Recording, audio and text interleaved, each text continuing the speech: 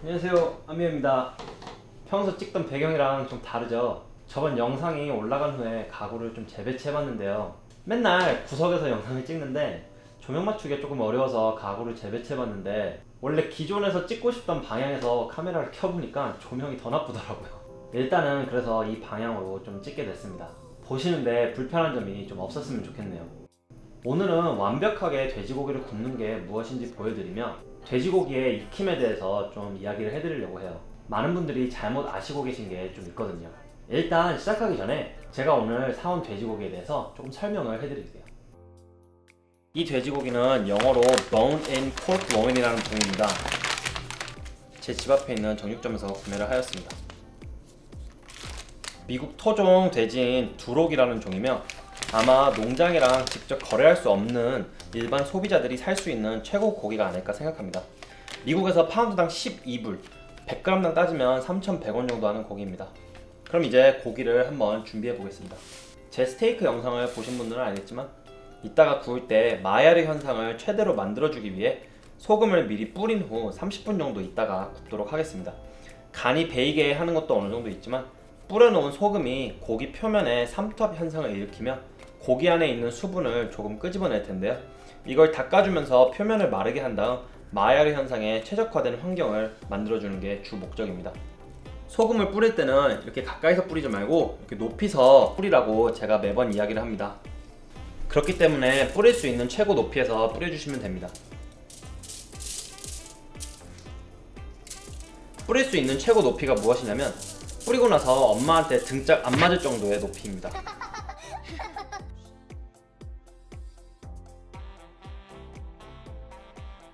그럼 이제 이걸 기다리는 동안 돼지고기에 대해서 다시 이야기를 해보죠. 흔히들 소고기는 살짝만 익혀도 되지만 돼지고기는 무조건 바짝 익혀야 된다라는 인식을 가지고 있습니다. 흔히 삼겹살 구울 때도 식사하던 젓가락으로 생 돼지고기 뒤집지 말라는 말도 나오고 있고요. 오래전부터 생 돼지고기에 있을 기생충 때문에 이런 이야기들이 나오는 건데요. 오늘은 이런 이야기가 어떻게 나오기 시작했는지부터 왜 이젠 걱정 안 해도 되는지 간단히 설명을 해드린 후 제가 오늘 사온 돼지고기를 굽는 걸 보여드리며 다 구운 제 돼지고기를 약간 살펴보는 시간을 갖도록 하겠습니다.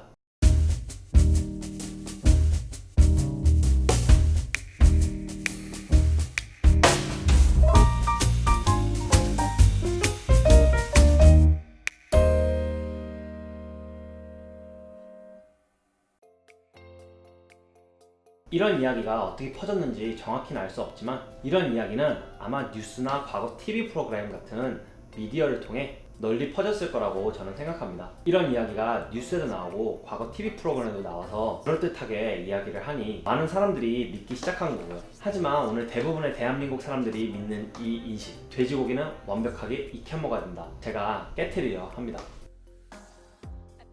사람들은 항상 돼지를 굉장히 더러운 동물로 인식해왔습니다. 한번 돼지라는 동물을 떠올려 보세요. 우리 안에 갇혀 주는 것 아무거나 먹으며 진 흙탕 속에서 뒹구는 동물을 아마 상상하실 확률이 굉장히 높은데요. 하지만 많이들 모르시는 건 돼지는 사실 굉장히 깨끗하고 사실 굉장히 똑똑한 동물입니다. 진흙탕에서 뒹구는 이유는 자신의 몸 온도를 낮추고 햇빛으로부터 보호받기 위한 돼지의 본능이며, 돼지는 여건만 된다면 자기가 먹는 곳과 사는 곳에서 가장 멀리 화장실을 가려고 하는 동물 중 하나입니다.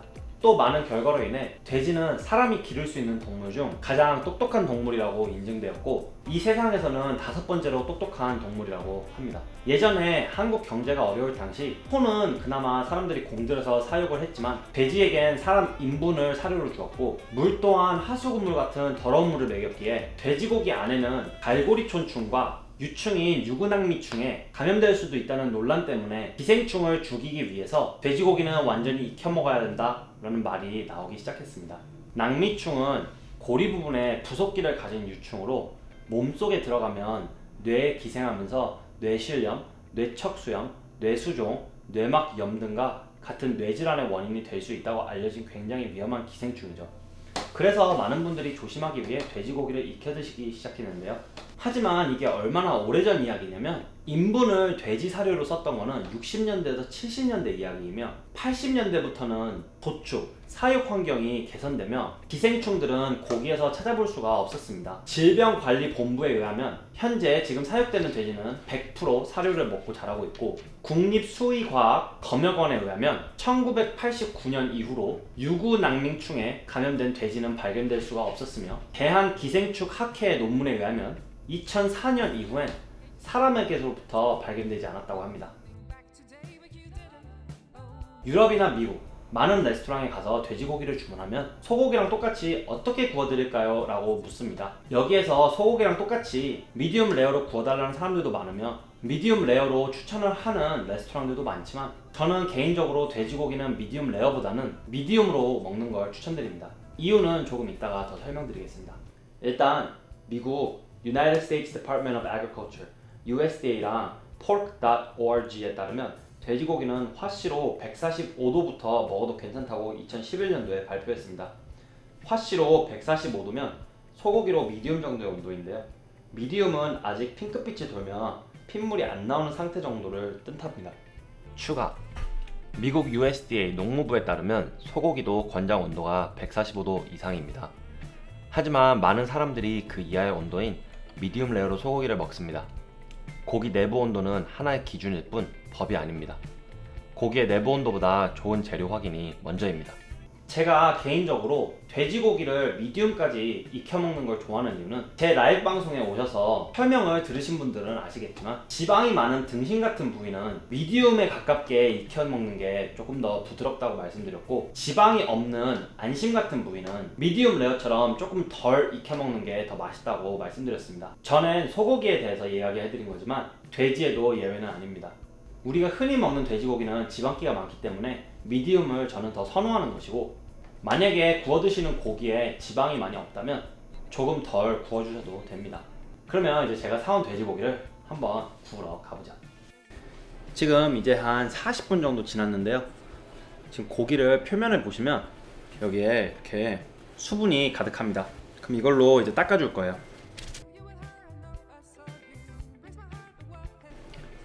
이렇게 고기가 그러면 이제 수분이 하나도 없습니다.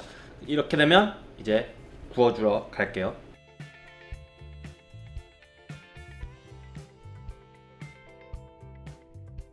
오늘 재료는 간단합니다. 돼지고기, 통마늘, 으깬 거, 버터, 양파 반개, 파프리카 반개, 4분의 1씩 그냥 색깔을 주기 위해서 이렇게 구성을 했고요. 그 다음에 스모크드 파프리카, 그 다음에 쉐리 식초, 후추, 타임, 설탕. 타임이 굉장히 예쁘죠? 그러면 이제 예열을 한 다음에 시작하겠습니다. 예열을 하면서 많은 댓글들 중에 받는 질문이 무슨 기름을 사용하세요? 라고 저한테 질문을 묻는데요. 이전까지는 카놀라유를 썼었어요. 하지만 이번에는 이 라이스 오일이라는 거를 사가지고 사용하고 있습니다. 전 요리용 기름이라면 다 괜찮다고 생각합니다. 레스토랑에서 일할 땐 카놀라유, 라이스 오일 다 사용했습니다. 올리브유는 왜 안 쓰세요? 라고 묻는데 특별한 이유가 없습니다. 라이브 방송에서 다뤘던 이야기지만 올리브유도 등급이 있습니다. 퓨어 등급은 요리에 적합하지만 엑스트라 버진 올리브유 2호는 적합하지 않습니다. 이유는 발연점 때문이 아니고 그냥 향이 너무 강해서입니다. 프라이팬 예열이 다 됐다면 기름을 살짝 부어주고요. 고기를 얹혀줍니다. 아까 제가 설명을 드렸지만 요 기름들이 다 안 익으면 질겨요. 그래서 이거는 기름이 좀 많은 부위이기 때문에 저희는 조금 더 구워줄 거예요. 뒤집어주고요. 눌러줍니다. 아까 고기를 보셨으면 알겠지만 여기에 이제 비계층이 있어요. 여기도 따로 구워줘서 이 기름을 녹아내리게 할 거예요. 마야르 표면을 빠르게 익힌 다음에 그 다음에 이제 고기 상태가 어떤지 보고 오븐에 들어가든지 안 들어가든지 할게요. 아마 두께가 그렇게 두껍진 않아서 들어가진 않아도 될 것 같아요. 여기 그 다음에 이 면 구워주고요. 이쪽 면도 구워주고. 지방기가 많은 곳은 오랜 시간 구워줘야 돼요.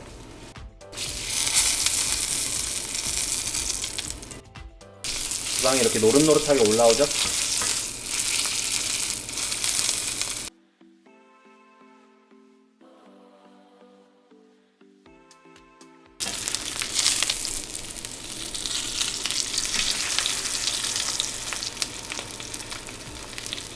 이 상태가 되면 기름을 살짝 버려주시고 여기에 버터가 들어갑니다. 불은 방금 껐습니다.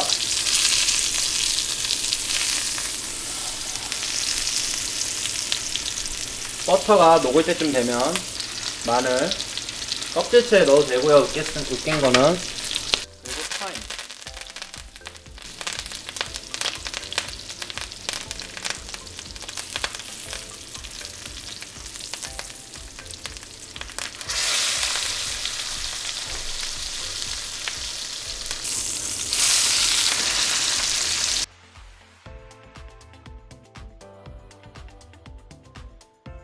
레스팅 상태로 빠져나옵니다.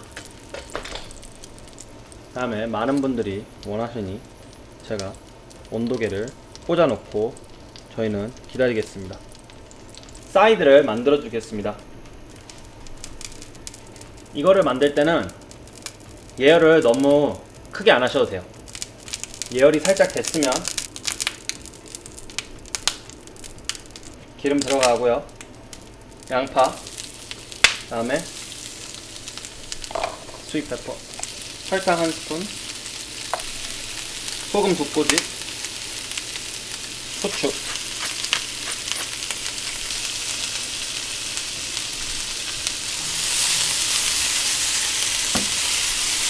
다음에 숨을 죽여줍니다.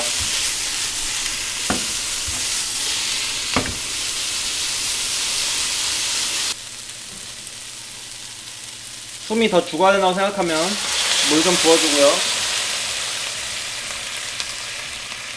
저희는 숨이 완벽히 죽을 때까지 요리해 줄 겁니다. 숨이 어느 정도 죽기 시작하면 식초는 취향껏이지만 보통 설탕이랑 똑같은 비율로 넣는 게 좋아요. 식초 들어갔으면 스모크 파프리카 넣어줄게요.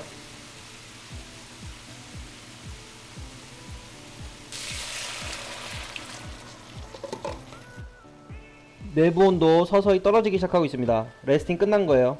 그러면 빨리 준비해가지고 이제 잘라보도록 할게요. 물기가 더 없으면 끝난 거예요. 자, 접시에 파프리카 요리를 얹혀줍니다. 돼지고기를 가지고 와서 뼈 있는 곳부터 이렇게 해서 썰어서 올려놓습니다. 그리고 저희는 이렇게 썰고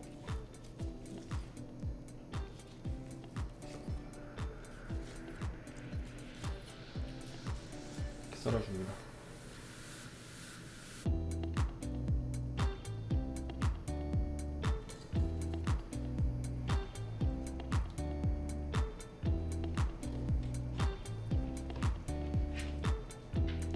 그리고 살짝의 후추,